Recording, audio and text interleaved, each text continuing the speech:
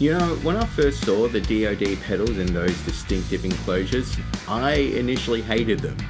I always looked at them and I was like, they look awful. Who would possibly like those? But I guess it was a bit like Ola's. There was a voice somewhere in the back of my head that told me, you're really going to like these pedals one day. Yeah, and that voice was correct. These days I actually really like the DOD enclosures. I think they're the coolest looking pedals that I've seen.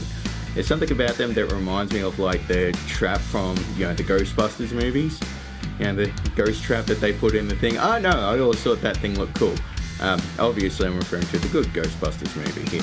But looks aren't everything, unfortunately. So we need to talk about how this pedal sounds.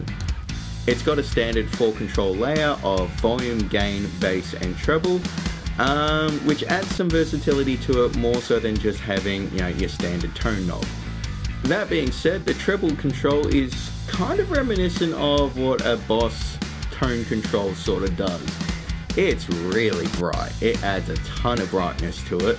And generally speaking, I had the most amount of success with it when I was running the treble knob below half.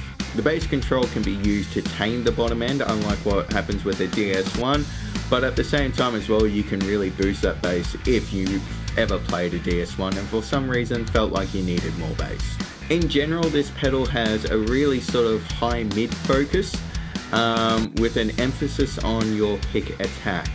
You also might notice I keep referring to the DS1. There's something about the sound and the way that you set up this pedal that it just reminds me of a DS1, but with a little bit more credibility and a little less lo-fi to the sound.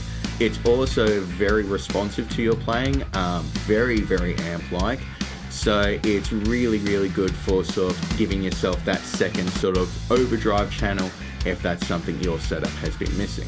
Something else worthwhile being aware of is that this pedal works great as a bass distortion pedal as well. I compared it to my VT Tech 21, the VT bass, the thing that's meant to sound like an amp egg. And yeah, this thing held up. It was a bit of a tough call which one I was going to go for in the end. So if you're looking for a cheap bass distortion pedal, this is definitely well worth a look. Effectively, I find this pedal to be a little bit like a DS1, but with a little bit more credibility, a little bit tighter, and a little bit more of an amp response. If you're looking for something that's sort of like an improved DS1, this is definitely a good look.